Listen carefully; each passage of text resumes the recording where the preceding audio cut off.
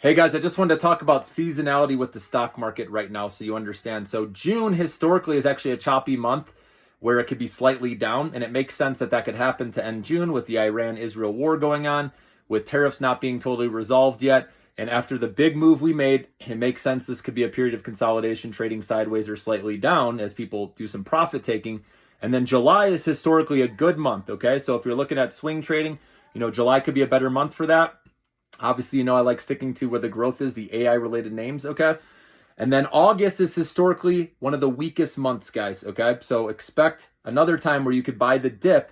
This is a good time to dollar cost average on the dips in your long-term account if you get a nice pullback, because then as we get into September can be weak. It's kind of a choppy month as well. And then October, especially November, December through January, that's where the strongest months are. November through January, guys, okay? So with seasonality, I just wanted to point that out. So, and it makes sense. It could line up because this tax bill, right? If that goes through, that's going to, deregulation, that could be July, when that potentially passes. It's got to pass the Senate and then obviously pass, the House. So July, that's around Trump's birthday too, 4th of July. So it's possible that July is a good month. And then, like I said, watch out for August. If you're short-term trading, you might want to get out of the way before then. Okay, obviously for a long-term, we got to hold through all this. But this is more directed at you, short-term traders. So August is weaker. That's where you can, like I said, get some dips heading in, to the rest of the year where we could rally. That's what I expect to happen. Of course, we have to, take it week by week, see what news comes out. Obviously, if there's nuclear war or the U.S. is involved, then that's going to change things, okay?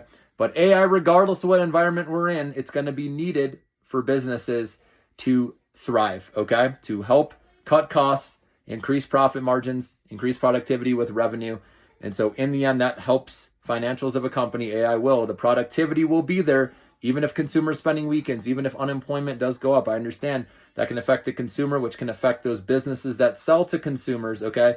But at the same time, you have the productivity. AI is making these companies more efficient. And that's why I think the stock market, the AI-related names, will continue to do well over time. Our Millionaire Maker portfolio, as you guys know. And I am going to be putting out a video soon here, guys. Become a member, because I'm putting out a small cap Millionaire Maker portfolio that is going to benefit when we get into interest rate cuts. I'm finding the best of the best names, guys. So I'm excited to share that with you, and members will get access to that, guys. So I'll put the link in the description, in the comments again, and have a great night.